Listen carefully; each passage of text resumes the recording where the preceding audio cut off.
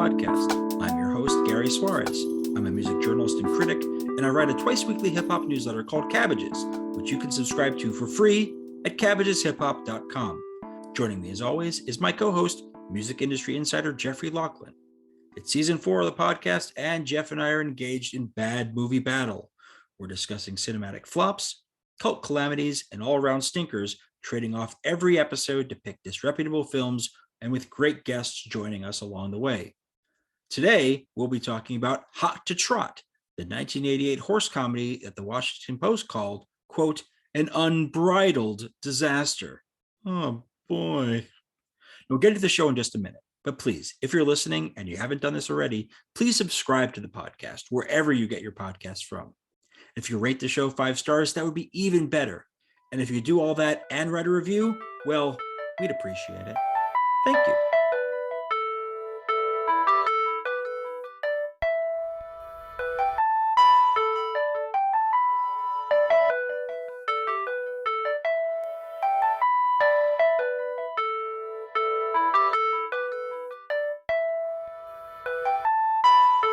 I'm so excited to introduce our guest for today's show. Joining us now is Lando Chill. Currently based in Los Angeles, the Chicago native has put out a number of notable rap albums, including For Mark, Your Son, and Black Ego.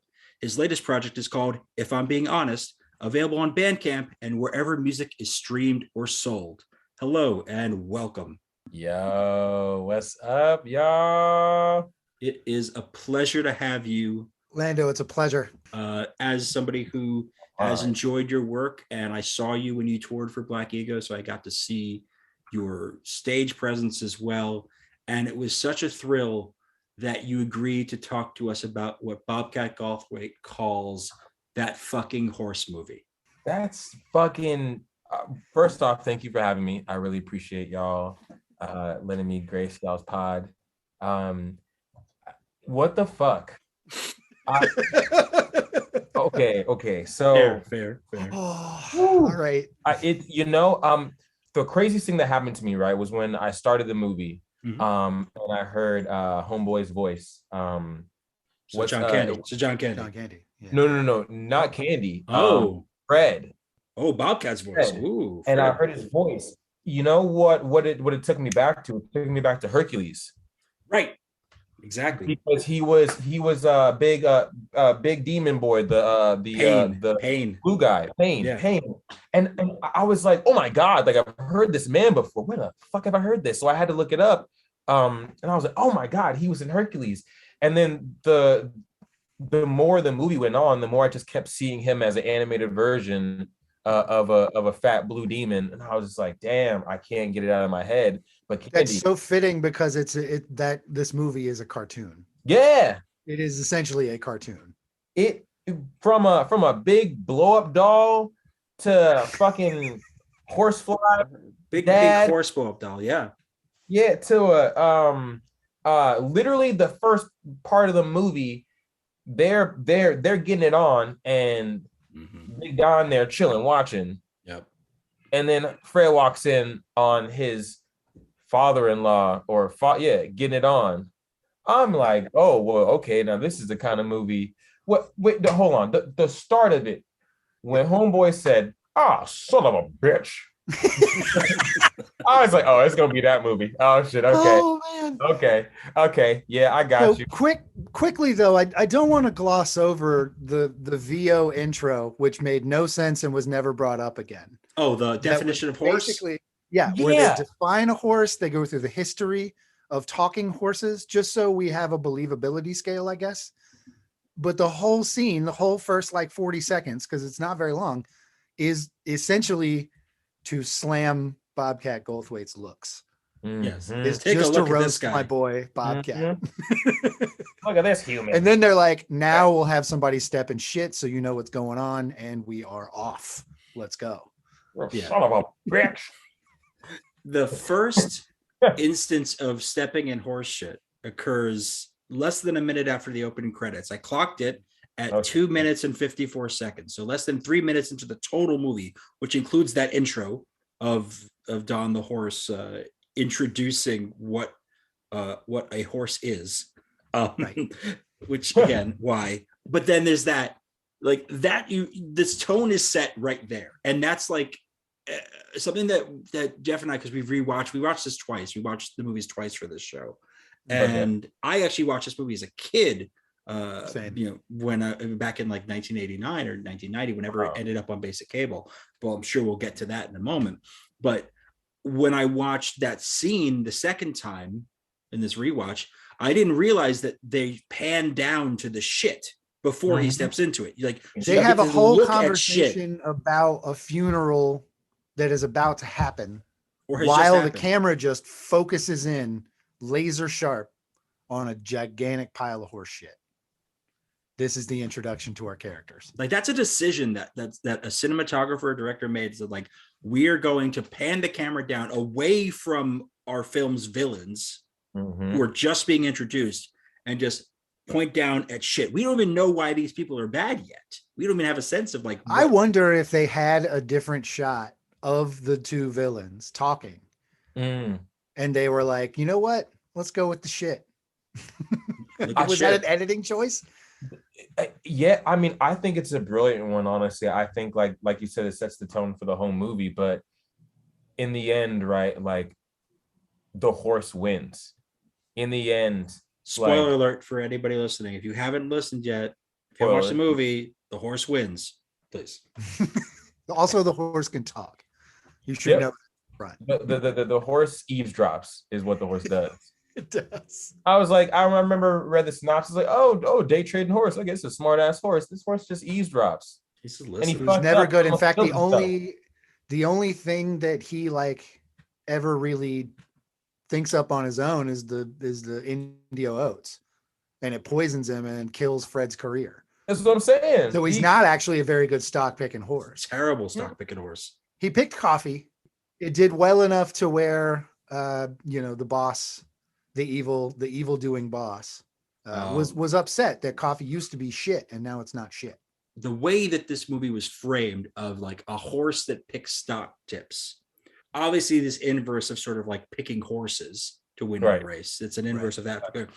But when they were trying to explain this movie to an audience for marketing purposes, they didn't really know what this movie was. Is this a movie about a racehorse? Is this a movie about a stock picking horse? Is this movie about a magical horse? Like I have answers to all three questions. And it's yes to all. It's all three. Whether or not he was good at picking stocks doesn't matter. He did pick stocks. I watched this movie my second watch, my wife watched as well. She declined to be on this show for good reason. And but she said while we're watching, she's like, why is everybody fucking in that stable? Yeah, why is that the place? It's a big deal. It's the country club, right? It's the forbidden place. It's like and it's supposed to be the one place where like people don't go to like spill to eavesdrop, right? But I mean, I feel like it's such an interesting long metaphor to me, especially having a race at the end. The whole thing, it to me feels like life is a race. Yeah. Right. You know, life is a race, and Dad horse was like, you just gotta enjoy it. You have to be serious, but you gotta enjoy it because it's not. I'm dying. Like, you gotta enjoy it. This movie has an alarming for it being a movie about a talking horse, which it is, and rated PG. It's a horse movie, and it having an animal party in it. Yeah, there's a sense also that there's like a weird depth to this movie. Like this movie believes in reincarnation and is like wears it on its sleeve, which is weird. Of all the movies in the world to explore reincarnation, honestly, Hot to Trot I didn't think would be it. But the dad horse dies. Burgess Meredith, who 100% decided to go uncredited, even though he was a major part of the film. Yeah, he is not credited to this movie. He's not credited for being this movie, but it's him. It's definitely him. The horsefly puppet gets credited. He does not. Right. Wow. So that's the equivalent of like not wanting like your name on a sing song. Right, exactly. Right. Let me just. They did a lot of weird things with names in this too. So like if you look at the posters for the film at the time, it was like Bobcat Goldthwait had been making movies for years, mostly in ensemble versions. So he had been in Police Academy 2, 3, and 4 as a notable character, Zed. Right. And that's how I first kind of knew him as a kid, was I watched these Police Academy movies. I was too young really to watch them, but they were sophomoric, and so they appealed to my kid brain. But then it was also, he did Burglar with Whoopi Goldberg, which he was more like the friend in that movie. So there was this like more of like, okay, well, he can hang in like a big ensemble and he can hang in something that's a bit smaller and tighter around a bigger star. But when they gave him his own movie, he dropped the cat and went from Bobcat Goldthwait to Bob Goldthwait on the cover. Like, this is my serious turn. Oh, I didn't know that. And it was like Bob Goldthwait, Dabney Coleman, and Don the Horse. And it just, there's something so absurd about just like, why then did they decide that Bobcat, which he was known for, both as a stand-up comic and from these movies that he'd done, that now was the time to drop the cat from it, because now he's doing a serious horse movie. This movie's so weird in that like the people that were in it hate the movie, like truly hate the film. They won't talk. They don't like talking about it. They don't like to like be pressed on it. You know, they're embarrassed. Gary sent over an interview that Bobcat Goldthwait did where he gets like audibly very upset about having to answer questions about Hot To Trot. Wow. And Virginia Madsen's on record as being like, I don't ever want to talk about this fucking movie again. There's an anecdote from John Candy died, so we don't even get to know it. But John Candy didn't. This movie didn't kill John Candy. Let's be clear. No, that's true. That was Harry Crumb. It could have. And then after this movie, he does Uncle Buck. Another slammer. So it's not like that was like the end of his career, was this film. Like, this film was like an afterthought for him. Like, it's just there. The fact that it's credited on the poster as Don the Horse says everything as opposed to John Candy. He ignored the script, if I remember reading correctly. No way. Yeah. Oh yeah. He came in and was like, I won't be doing this. They may have had somebody else doing the horse, and the horse did like they didn't like it or something. I don't remember exactly, but I can tell you, was rushed in. Originally, the horse was voiced by the actor Elliot Gould. Yes. Okay. Who has done comedic roles and has done serious roles, but it's not necessarily the right person you think for this. And the point was, he wasn't funny in it. They had a script. He read the lines. It tested poorly in screen tests. So they scrapped his stuff. They had somebody come in and rewrite the lines to be funnier and punchier. And then they gave the part for the voiceover to John Candy. So John Candy was never on set with any of these people. Right. Okay. And then he comes on and he does the lines and he decides, I'm not going to do these lines. I'm these going to lines aren't improv. Funny. I'm gonna do my own thing, which is why I think he spends so much of the time laughing at his own jokes in character. Right. He's constantly laughing at himself because it's just like, this is his stuff, not somebody gave this to him.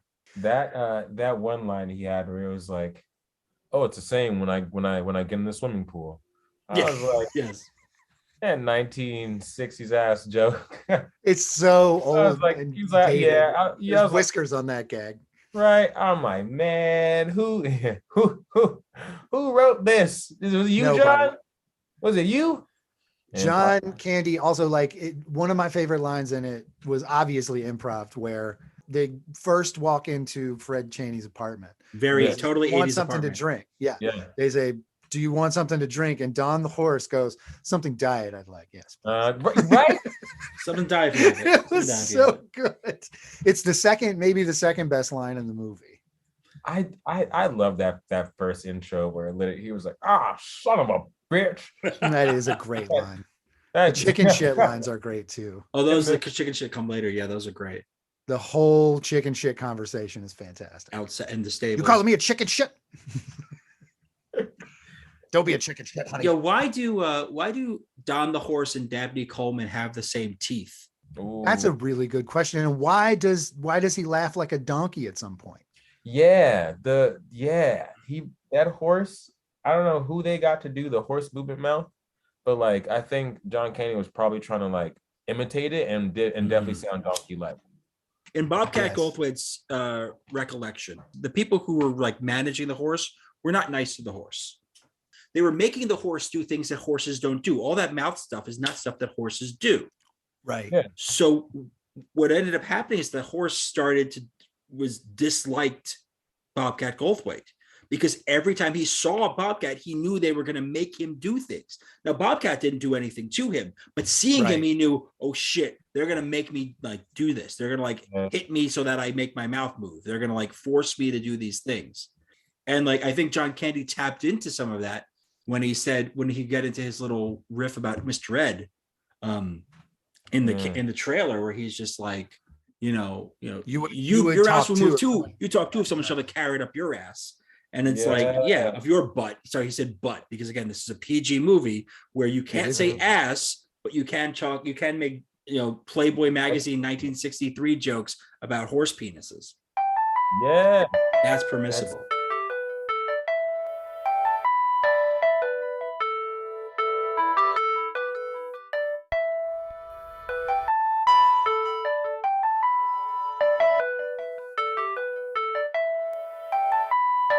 I think in hindsight, right, it's very interesting how a bad movie can change your perception about life itself when you're a part of it, right? Like us, it's just like a stop in the road, right? But for Bobcat, like he saw, to him, things that changed maybe his perspective on Hollywood, his perspective on like, animals on set.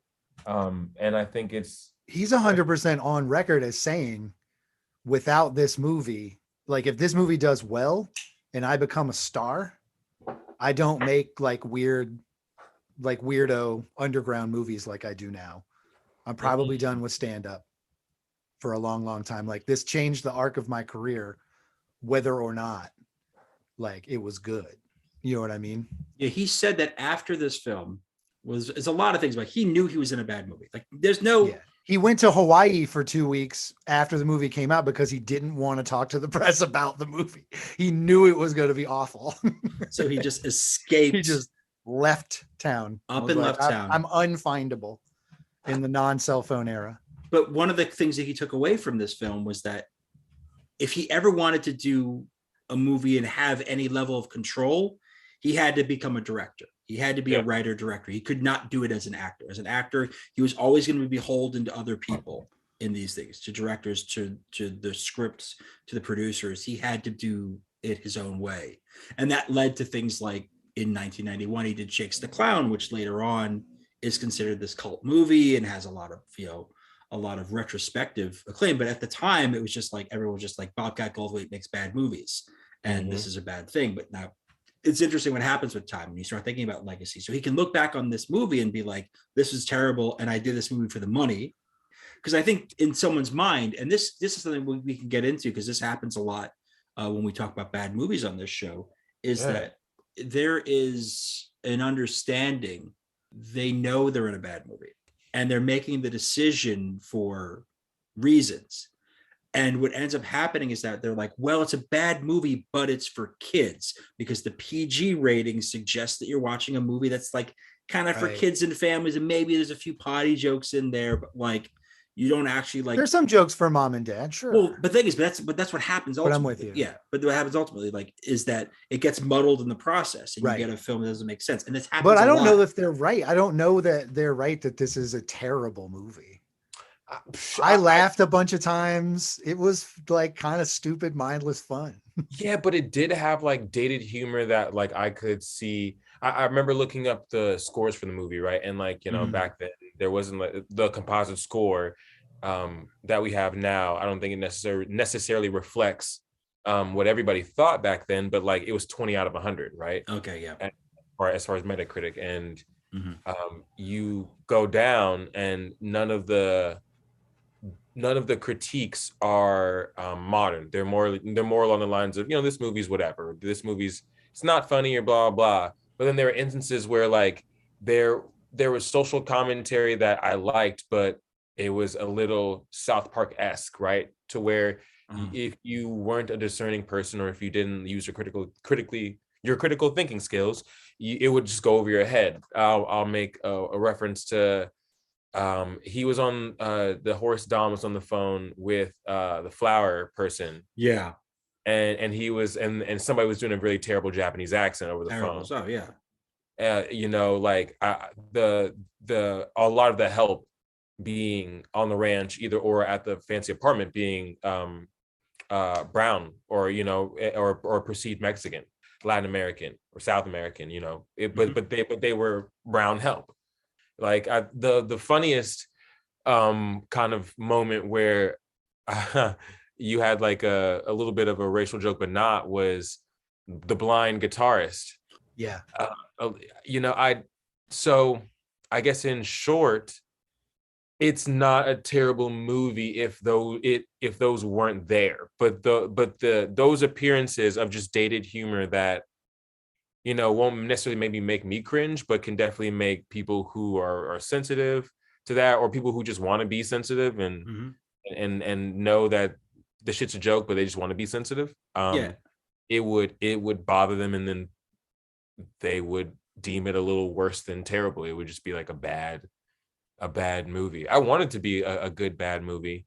And there were instances where I did laugh, but I think you have to suspend your belief, right? You have to suspend belief in the fact that, all right, this horse not only is talking, but like the words don't match up, and Bobcat is doing like his weird voice, and everybody's fucking in a stable.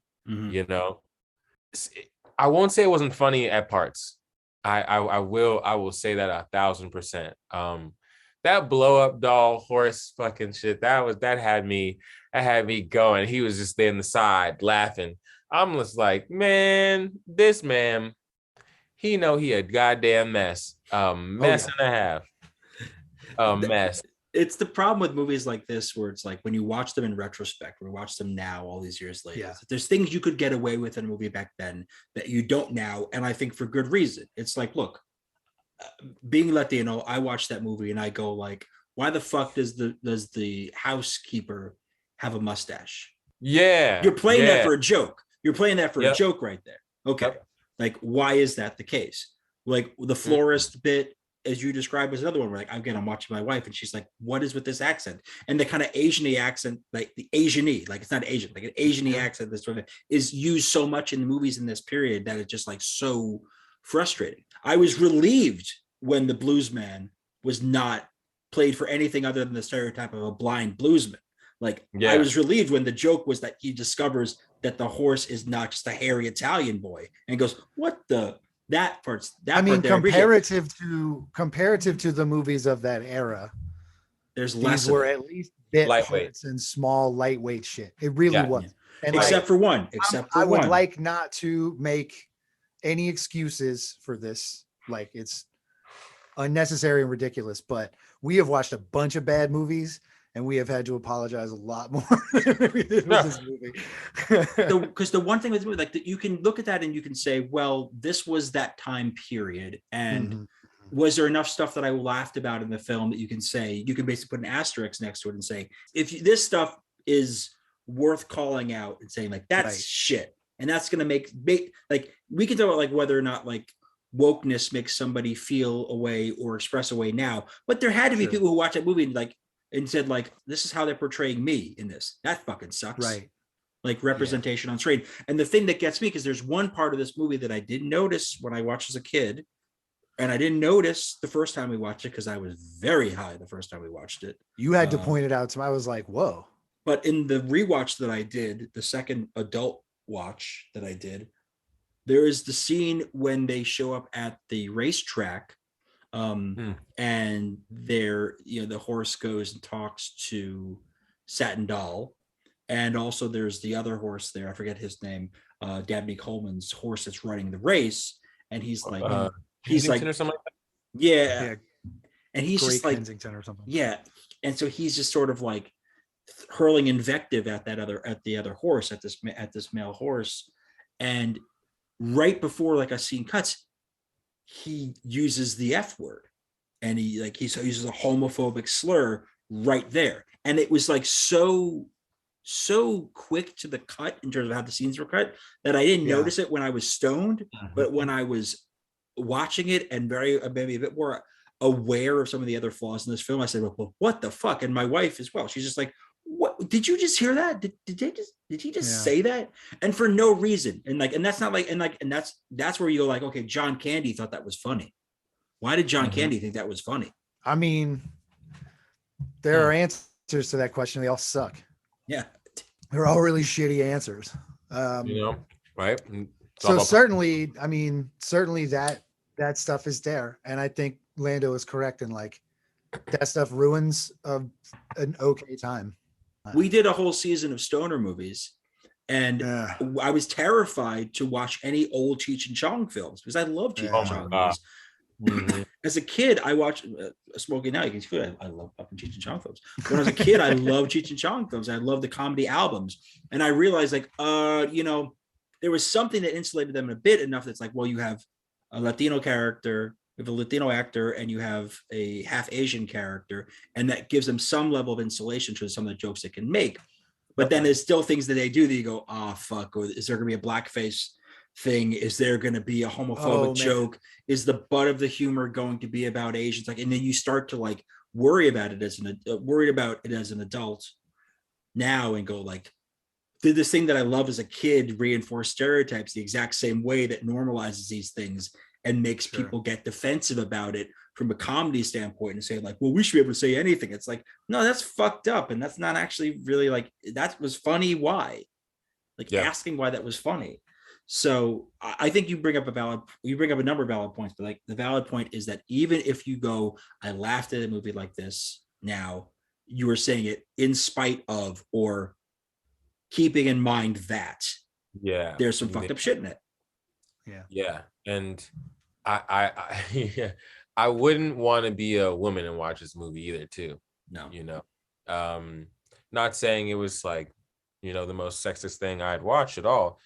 It was just like not the best portrayal of like, you look for, characters that have a little bit of depth, right? And a lot of the characters didn't have depth. I mean, of course, they're not supposed to in a movie like that, but there's a little bit of range, right? When you had obviously like Don and Bob, right? A little bit of range. We knew Don's whole family. We didn't know anybody else's family at all. No.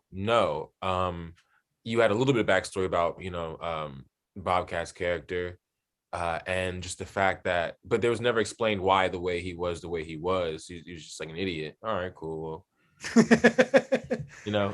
But at the end I was kind of like, all right, they all get the girls, the white horse that doesn't talk, cool, bet. And then the secretary who protested, and I was like, all right, well, she was about it, but what other like women were just the butt of a joke. Especially, and very used in a way of like the lady who was faded and was looking at the horse dick and like, well, if you take into account the fact that like this is one of the reasons why filming at the country club was so popular was because you could get away with doing this stuff under the guise that like rich people do this shit.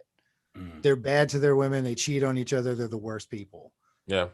And like, it gives you kind of carte blanche. You go back and watch like a Caddyshack. It gives you carte blanche to just celebrate bad behavior and joke about bad behavior. Yeah. And that's basically what they did. They were like, this rich dude doesn't really care about anything other than money. So he can just be a total dick the whole time. I have this, not like I have this theory, but I obviously, I'm born and raised Chicago. If y'all haven't ever met me, I look black as hell because I am. So my upbringing, as well as what I was introduced to by the environment around me, my idea of humor was splintered between like British dry humor and then like black comedy. Right. And so like anything that wasn't that, not that it went over my head, but I was a little elitist in the fact that I saw it as lowbrow, or it just was some slapstick shit. It was pretty much like the Three Stooges type. And I was, I never thought that Roadrunner and Bugs Bunny type Elmer Fudd shooting, I never thought that was funny as well. I just wasn't a fan. And so when I got older, and I hit a certain age, and I would realize, what my friends looked like and the kind of comedy they liked, and what my other friends looked like, who might have been brown or black, and the comedy they liked. It was interesting to see how some of them married together, maybe in like White Chicks, right? Or Sure. and then how some would White Chicks. right, or how I some had nightmares for weeks after watching that film. bro, but it's such a marrying of like white and black Yes. comedy, where like I feel like white comedy is such like slapstick. It's either like gross as Right. fuck or like just saying something outlandish, and then like black comedy, same thing, but in like inverse way, right? It's like I'm gonna say something like rebellious as fuck, or I'm gonna have like a specific like family like orientated value, like it like Death at a Funeral, right? Yeah, like sure. like that to me is like quintessential black comedy. Throw all that Tyler Perry shit out the window, like that's a black comedy to me. Sure. And then you have from that to like Friday, Right. you know, or How High, you know. When I guess notice this difference, like Dumb and Dumber would be like white comedy to me, right? Or like Sausage Fest, man. Sure. My fucking friend, we were like, yo, let's go see this movie because I think this was then just came out, and I'm, oh yeah, like Seth Rogen, not Seth Rogen, High Boy, Jonah Hill, and was it Seth Rogen? Yeah, That's his name? Seth Rogen, Seth Rogen, yeah, and I'm like, yeah, like, you know, they got a track record, and like at the end of the movie, like I'm seeing these fucking pretty much fruit and food fuck each other in a big orgy. I'm wondering, like, what happened to like some of the shit we were talking about maybe Israeli and Palestinian, like like some of the stuff that was like interesting. The lavash, the talking lavash, right? Yes, I'm like, I didn't see this, so this is a wild conversation for me. Oh, you haven't seen Sausage Party? That's good to know. I've never seen Sausage. That's good to know. That's good to know. Yeah, no, that's a movie. I'm sorry, I'm spoiling a little bit of it, but no, please. It's worth it. You're kind of not, because it's so outlandish. It like made me physically ill, like in the theater, like, and we saw in theaters. We paid money to go watch that fucking movie, and I'm like, damn, like this was such a fucking letdown in ways in which it's like you do not have to bring like some shit is just it's like it just doesn't add to it. It doesn't add to the comedy, or maybe that's just not the type of comedy I liked. And so bringing it back to Hot to Trot, it was like on the edge of like being like absurdist, like white comedy, to the point where it was like unenjoyable, but like shifted so ever like so slight. And I don't know if this was the director or any of their like if this was like their part of the plan, but like like we talked about earlier, how there is like an underlying a discussion about like class between like the help and the rich folk, how it was like a parody about them and their life, and how simple or easy it could be attained because everybody's bullshitting.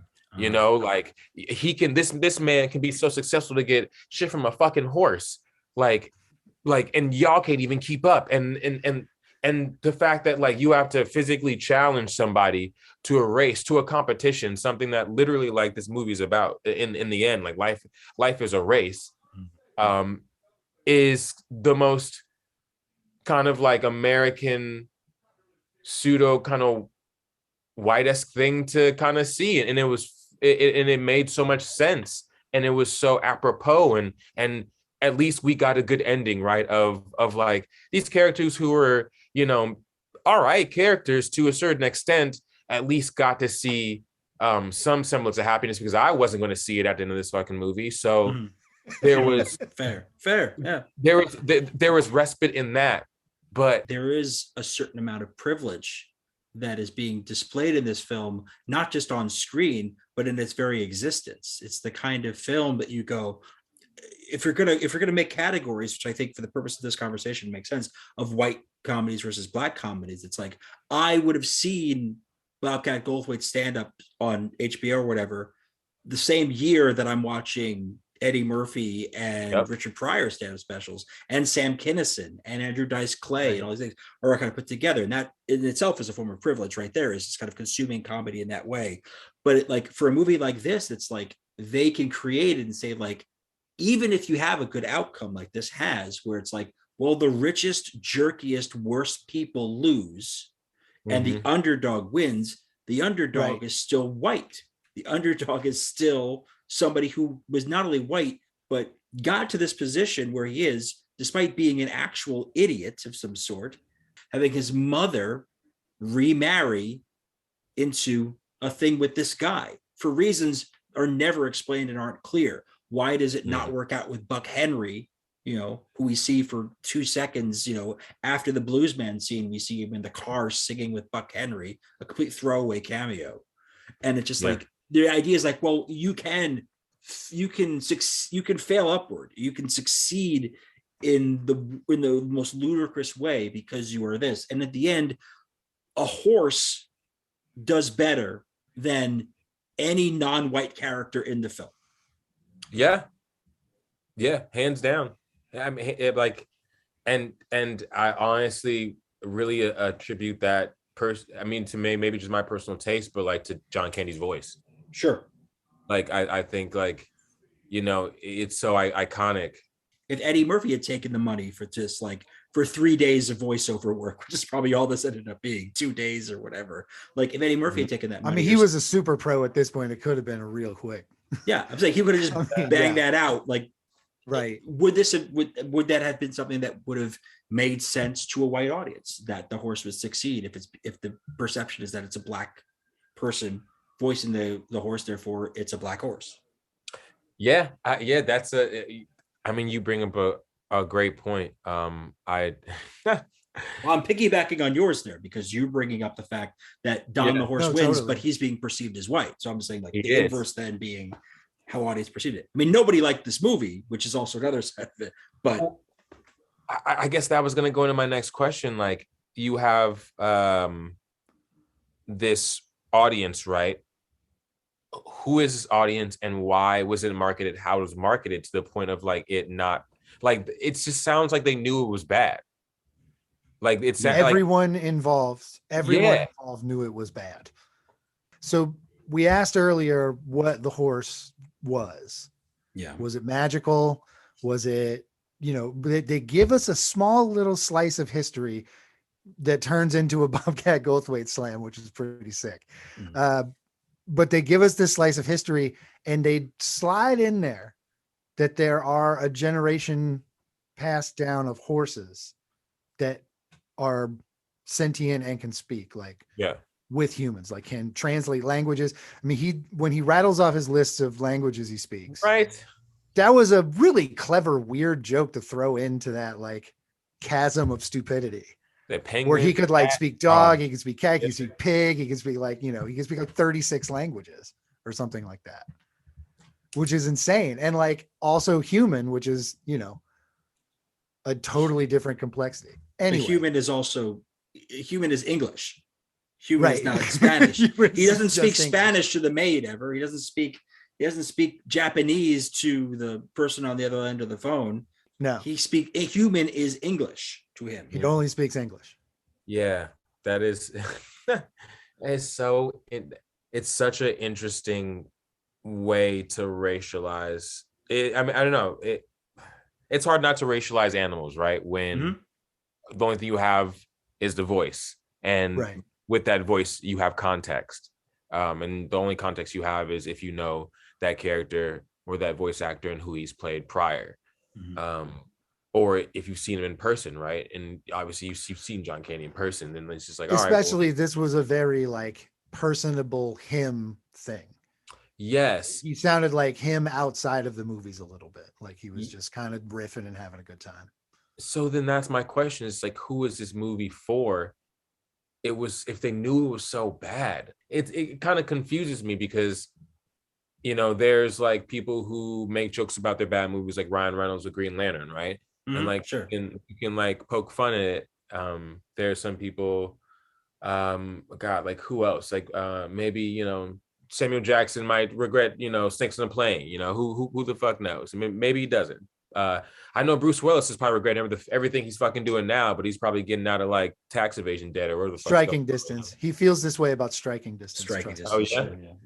Whew, what a piece of shit. He probably isn't too thrilled about Cop Out either. But I want to answer your question because I think your question why is answered by my experience with it as a kid. there was a category of film which Bobcat Goldthwait wasn't in the tradition of. I wouldn't use the word edgy because of what edgy's connotations are now versus then, but it's sort of like an edgy humor, an irreverence. At the time, they definitely called it edgy. Yes, but like it's like an irreverent sort of humor at that time that was like had a crassness to it, and that appealed whether you were watching something that was PG-13 or R in those days. Oftentimes appealed to a very adolescent mindset, which meant that adolescent boys specifically, like myself, were fascinated by these jokes about breasts and penises, were engaged with the idea that like, oh, and this poop. Is like, and like talking, like as a child, you watch a lot of animated things or films where animals can speak, whether they're, sort of like the Disney tradition, both animated and otherwise. But what ends up happening is that you get a movie like this and there's something like, oh, the horse said a naughty thing. And you're like, oh, that's the thing. So I think when they had this piece of shit that they were like, we know this is not a movie that critics are going to like. We know this is not a movie that is going to, move the way, say, a Police Academy did, which could spawn, multiple sequels. The answer is, well, just shove it in front of kids. And there's 3 writers on this movie. So like and I know there was at least one person who came in to do rewriting of the horses parts. And we've covered on this podcast plenty of times movies where rewrites or reshoots come into play to try to save a bad movie and only ends up making it worse because so I think the answer to you, and I loved this movie when I was like 9 years old. Because I didn't get any of the shit that I was getting. I was catching the very overt, the horse talks and says naughty things. Right. And Bobcat Goldthwait does a funny voice. And I like that. Like, I didn't know until I was an adult. Like, that's not. And Bobcat there's a giant Goldthwait's animal voice. Party where the animals are yelling shit. And the animal party is funny. The dog that shows up to his door and said, I heard you from down the street. Like, because he wants to kill himself because he's so lonely. Like, and suddenly you're in a big animal party, and then Tim Kazurinsky comes out of the elevator, and a second horse that we never saw comes out of the apartment. Where did all these animals come from? Where's the pig come from? How did any of these animals? The pig rolls and is like, "What's up, party? Let's party." I was having enough trouble with the fact, how does Don the horse get out? How does Don the horse get around L.A. by himself, unsupervised all this time? And then a ton of fucking other animals do? And then a ton of other animals do? Oh, he knows how to use the phone. So I think he just called people up. That's a big deal. Wild. So it makes you think maybe there's a network of people that know Don can talk and keep the secret, which is pretty gangster for a horse to have like a secret cabal of people that will talk to it, but then won't, go to other people and be like, check it out. Like how does this horse how did he get to the parking garage where he lay down and played It's injured? A great question. And how did the first person who sees him just so happens to be he's a giant fucking horse that happens he must to be have Bobcat done recon, Gary. I think he did recon. There's a scene in the apartment. Passage of time in this movie is total nonsense, right? I mean, there's no way to know if that was filmed over 2 days, if we're supposed to be, this is weeks, months. There's no training. There's like 86 montages and there's 0 training montage for the horse to win. How many montages are in this movie? I lost count. We lost count. Yeah. We both lost count. Yeah. Well, so do you think then that this kind of like live action absurdist humor, or just the way the movie acts, right? Do you think it just then is hard to suspend the belief that like some of this shit that happens is just like really too much of a cartoon for live action? You see him in the trailer, right, in the beginning, and he's like in the fucking you're like, that's kind of like it's kind of that can happen. And then progressively throughout the movie, you're just like, damn, this horse is doing a lot. He's in weird ass places. And you got him in our apartment. How'd they get him up there? You got him in an elevator. Damn, and then you're starting just like, all right, well, I guess the horses talk, but like you said, how the fuck did it get where the to the point where am I really supposed to be invested in this movie past its absurdity? And it was hard to be. I think the answer is supposed to be I think when they started filming this, they wanted it to be yes. And then when they actually watched it, they realized it was no. Yeah. I think that's 100%. I mean, you know, I can't guarantee you. They might have known it sucked the second they walked on set and saw everybody and like, oh God. But maybe or that's read why the script or whatever. But I think there was a point in this process where they believed there was going to be a life in this film, and there wasn't. There was no life.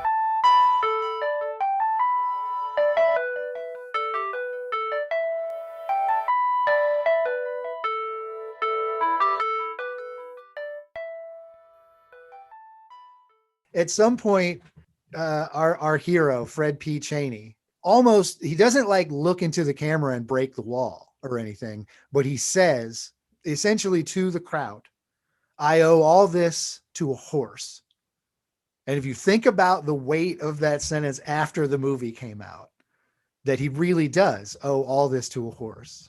He said that while on set, they had to shut down production one day at the very beginning of the day, like first shot, because the guy that was supposed to stand with the horse and let the horse poop in a bag just was like playing with something or like got distracted. And so the horse just like painted a wall with shit and like got it all over everyone. Gilbert Gottfried, everyone just got covered with. Gilbert Gottfried was even in that scene. He just don't. I'm sorry, not Gilbert Gottfried, but yeah, I do want to bring him up. I'm sorry, I meant Bobcat, our boy Bobcat. So I'm sorry, Bob. Everybody gets coated in shit for this scene, and the director apparently just looks, over from this shit covered camera, and he just goes, "You know what? We're calling it a day. That's a wrap. Everybody go home. We'll start tomorrow." That would have been you could have done that in a PG movie, but that could have been the R-rated version of this. The R-rated I don't know if the cameras are on. If they didn't catch that, if that exists, I want to see it. You want to see a diarrhea horse? I want to see it like cut into the film. No. Look, it starts with horse shit. Why not finish More or less the joke? Finish the joke. Wow. What was the remember when there was a Little Richard video in the middle of the movie? Okay, he also during that point he breaks the fourth wall and goes a whop bam boom to the camera. He does. I thought I that love was it so much. Yeah, it added to the absurdity, right? But it also took me out a little bit. Totally. It was a 100% pointless scene in a movie that already you couldn't cut it because it was already wildly short. Yeah. It wasn't at all an hour and a half. But the choice made to make it more cartoony actually had the opposite effect, where it's like it's not enough of a cartoon in its ethos, in its creation, that when these cartoon moments happen, you go, okay, this is a cartoon. You're saying it in retrospect because you see cartoon things, but it doesn't feel like a cartoon for a lot of parts of it. Until the Little Richard thing, it really until the Little Richard thing happens, or until suddenly he gets when they're talking about Indio oats, and suddenly a literal light bulb appears. Yep. Behind Bobcat screws into his brain. And you're just like, okay, that. And then the little ending of the film. Which there to kind of, we're continually reminded how stupid and pointless Fred P. Cheney really is. For real. On purpose. It's not just he's like a bumbling character. No, with the idea thing is there specifically for us to know. He doesn't have a lot of ideas. So this is a big deal for him. Yeah. And he came to his own conclusion here, guys. Yeah, and in a movie, in a story where one of the main characters, if not the main character, is just a vessel for the story and nothing else, it just makes everything uninteresting that happens to that character or happens through that character. 100%. It's just the horse calls him and gives him the stock tip, and he as much as overheard stock tip, right? And as much as you want to be happy for this guy, it's just how did you earn this aside from your mom dying and you having also just to cover that scene completely, Bobcat Goldthwait doesn't know who calls him and gives him a random stock tip, right? He just is that sounds like a stock, and he calls his secretary and is buy it all, let's throw all our money behind and it. Don doesn't even use his name. He No. uses Well, Dabney Baltimore. Coleman's name. Yeah. Oh, So, and which I So only he tricks. No. I think I attributed he's either saying it Walter, he's tricking him, or John Candy fucked up. I think specifically this was like a trick. Like he was getting an illicit call. Like he was hearing a stock tip that he wasn't supposed to hear, and that would motivate him. Don is supposed to be easily the smartest person in the movie, yeah. other than his wise and uncredited dad. Another question. Please. Yeah. How successful do you think animal related comedies are? Because to me, it's very hit or miss, and it usually misses. And even as as classic as Dr. Dolittle may Sure. be, it's not a fucking funny movie per se. No. It might be like a good family film, but That's how you get things like Look Who's Talking Now, where they ran out of babies to make talk. Soccer and so they Dog, Air Bud. But there's been so many movies that have come out in that. And I think the idea is that like it's not necessarily about being hit or miss in terms of that they know it is for an audience whose brains have not fully developed yet. And their parents will pay money for them to like hang out in a place for a couple hours. And it's cheaper than Be out trying the to, house, and it's yeah. cheaper than getting some of the same actors to be in those scenes versus the voice I work. think if you're going to do an animal talking movie, I think you just have to do, if you want it to be any good, you have to do animation, because like animals have crazy limitations to the way they can move. yeah. And if you want something to be funny to humans, we are a very self-centered being, and we want it to be more like Human. us. Yep. We like to laugh at ourselves and ourselves almost Madagascar, right? totally. Yeah. And that's when you have talking animals that can like bounce really high or do crazy things, that is, just way more entertaining to us than this horse is like moving its lips really weird. Well, that, and personally, I think there needs to be a musical aspect in order for the humor to stick or the humor to land. And I think about Madagascar, right? Like when you think about that, it's like, I like to move it. You like to, I mean, like these are things that I when you talk about the audience, the brain hasn't fully developed. Music is the one thing or a through line to that like primitive mind or that undeveloped brain that will like tap in like a memory to be able to then associate some humorous characters or a humorous moment with a movie that might not be like entirely good. Yeah. Don Will made a very similar point about Tom and Jerry, which was a very similar conversation to this one in a way, where it was just like, boy, I was miserable. Why did we do this to each other? There was a moment in that where he said almost an identical thing. There's lifelessness in animation unless like the voice acting is incredible. You know what I mean? And when it's real life and it's lifeless because you've made it into a cartoon, that choice is really stupid. It's just a really stupid choice to make. You're guaranteeing failure with like 90% of your audience. Yeah. And you're relying entirely on these kids to carry the legacy of the film, which did not happen. No. It is not beloved by any stretch of the imagination.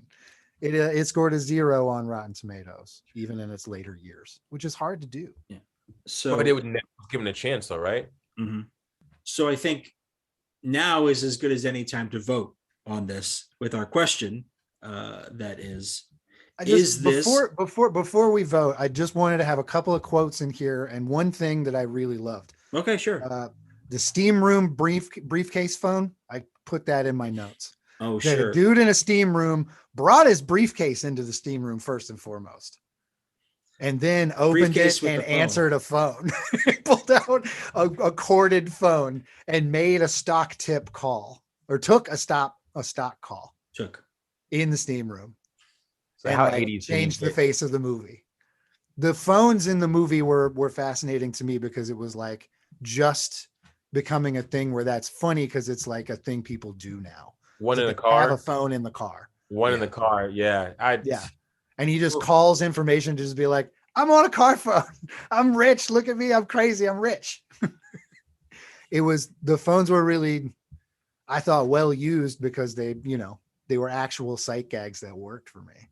Also, wanted to mention we didn't really get a chance to talk about the amazingness that Burgess Meredith and Dabney Coleman brought to the film by trying when everybody else had obviously checked out. Yeah. Just wanted to shout them out for trying really hard in this movie, even though it was terrible. And then the last thing, we didn't talk about the That's All Folks.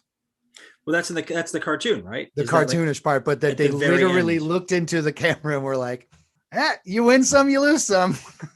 Which I'd really laughed at. Yeah. And that martini shot, right? Y'all just like, damn, this, you're just like, you're trying to be nice about it because everyone obviously wants to work in Hollywood again. So they're just like, yeah, man, we did a thing, dude. Yeah, let's go. Woo, it's over. Everyone's walking. We're done with this. Like, fuck, I hope this doesn't fuck my career, It's amazing how everybody's career who was of note or wasn't in their twilight years recovered or continued. And Bobcat Goldthwait is included in that. He still got to do movies. He did Scrooged after this. He wasn't blackballed. He just realized that he had to make some decisions in his life to change things. But nobody really suffered. Michael Dinner didn't completely go away. Michael Dinner didn't have much of a career in movies before Hot to Trot.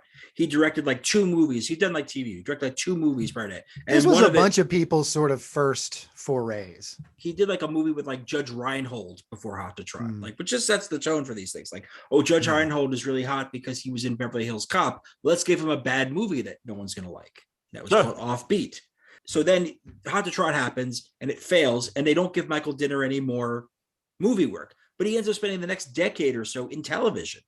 Right. Yeah. Even though this film was nominated for multiple Razzies and only lost because it was the same year as Mac and Me. It's just that's how fucking bad this is that it's not the worst movie of the year because Mac and Me exists. Mac and Me is. Which is, which maybe one day we will talk about this, but at the end of the day, treasure. This is a movie that's written by 3 people who didn't particularly do much of note. And one of those people's name is literally Stephen Neigher, as in Neigher. You have to believe that they hired him last and was just we know it's gonna suck. This is just gonna look funny in the credits. But it's gonna be an inside joke. He's in the story by. It's this is one of his ideas, and this is where we talk about suspending disbelief. It's I now have to suspend to the point where it's outside of the world of the movie, there is a human being out there whose last name is basically Horse, and he made a movie about a horse. It's true. That happened. Yesterday, your mother caught Lou trying to mount a Volvo station wagon. That's a line. That is a line in the movie. One last little funny note. Is Danny Elfman did the music. Yes, it's true. So he's of course he would do the music for this. And this is a year before Batman. Okay. I think we've shaken off a few things, and I think we're ready to answer our question here, which is this a good, bad movie?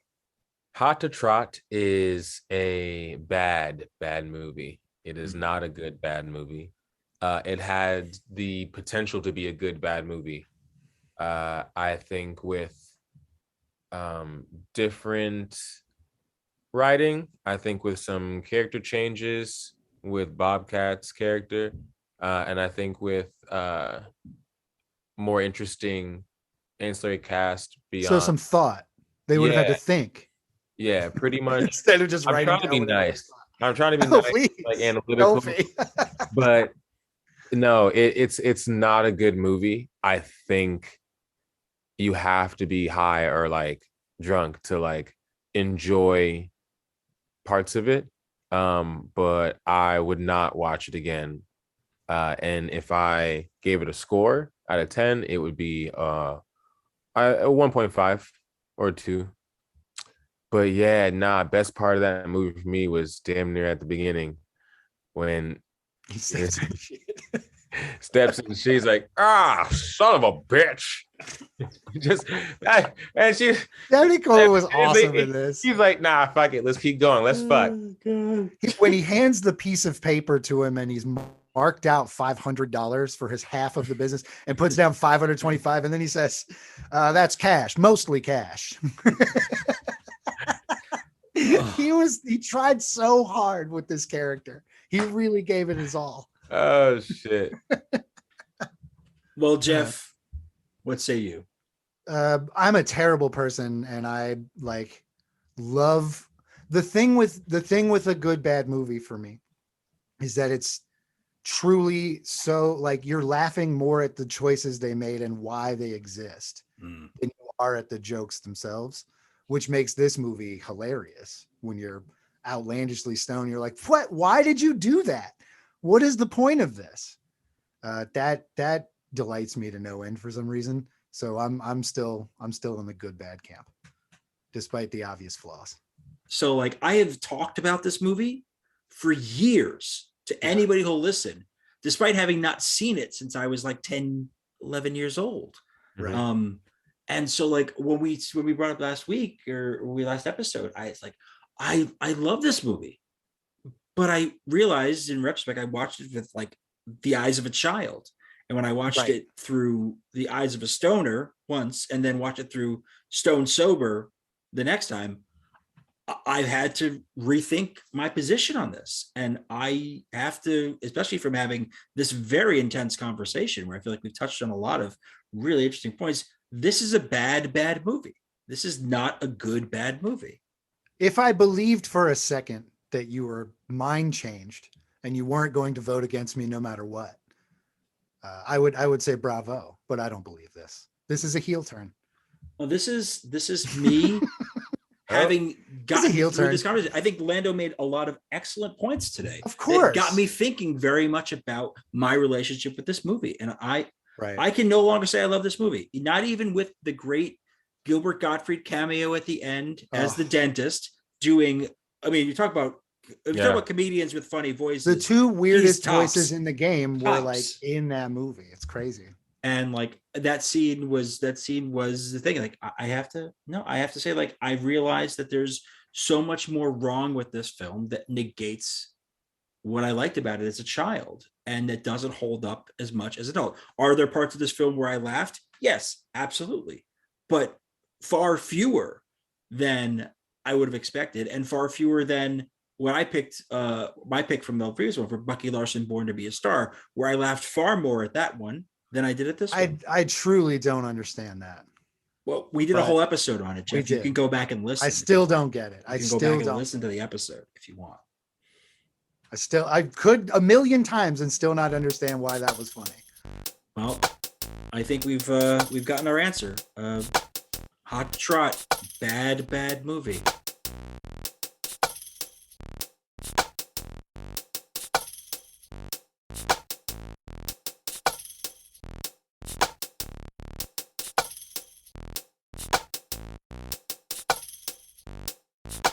You know, I think the lesson here, I mean, we both came into this with a nostalgic tent. For sure.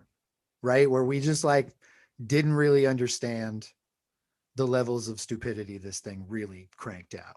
So we came into this thing excited, not so excited. I think the thing we learned is when you dabble in truly terrible sophomoric nonsense, you are destined to lose. I think so. Like this little vengeance war we're having. I'm hoping that at some point we'd sort of arc back toward like trying to find movies that are bad but also like fun, instead of bad and truly just about stepping in dog shit and goat blowjobs. Well, I'm glad that we seem to have come to an agreement on this type of film, because my pick for our next episode has nothing to do with horses or 80s comedies. It's not even a film from that period. It's actually a film from the 2010s. Okay. Going drama on this. Okay. Now, Jeff, how do you feel about gangster movies? I have deep-seated feelings about them, but too long to share here. I'm trepidatious, but I'm also just trepidatious because I know this is going to be a revenge pick. Go ahead. Well, we're going to have a whole episode to talk about gangster movies as we watch 2018's Gotti, starring John Travolta as John Gotti. I've never been more excited to watch a piece of shit in my life. I didn't know this existed. Oh, yeah. This is real? You're Not not only- just making this isn't just hilarious Oh, when no. you watch like the Scientology one or something. No, right? not only is this real. Yeah, This is real. We're He not played doing. John Gotti. Hey, John Gotti. He played John Gotti in a movie called Gotti that is based on John No. Gotti Jr.'s self-published memoir. It's about Junior? No, Derek Jr. wrote this memoir of his dad, About his dad. and it's directed by Kevin Connolly of Entourage. Oh boy. I gotta tell you, you keep trying, you're trying to hard sell how miserable I'm gonna be. And I'm giving you the opposite vibe. This is gonna be great. Well, Jeff, here's the thing. I'm not trying to do any vengeance on you, but I am winning this competition so far, 2-0. Yeah. So maybe 2-0-1. We did say that we have to count ties. Yeah, a tie. 2-0-1. A tie is a tie. That's still not a win in either of our categories. No, I understand. So I'm that. still winning. So maybe you should think less about my intentions behind these and maybe realize that I have a strategy to win this. You don't have a strategy. You don't have it. That's not a strategy. The strategy is you pick the guests. Okay. Well, if you want to book some guests, you go right ahead, sir. I'd love to see. Yeah, well, your I would have Rolodex. to explore connections I don't have. Okay. Is that what you want me to admit on air, that nobody cares who I am? I'll let you book at least one guest this season. You can book one guest this season. How about that? Okay, I'll book a guest this season. Book a guest this season. And I then don't we'll even see have. how I don't even have to pick the movie. I don't and we'll even see have to pick and the we'll movie. see I how just your pick the little guest. theory. We'll see how your little theory works out. I like it. It's on. See you next time, everybody. Got it. Got it. It's the Cabbages Podcast Network.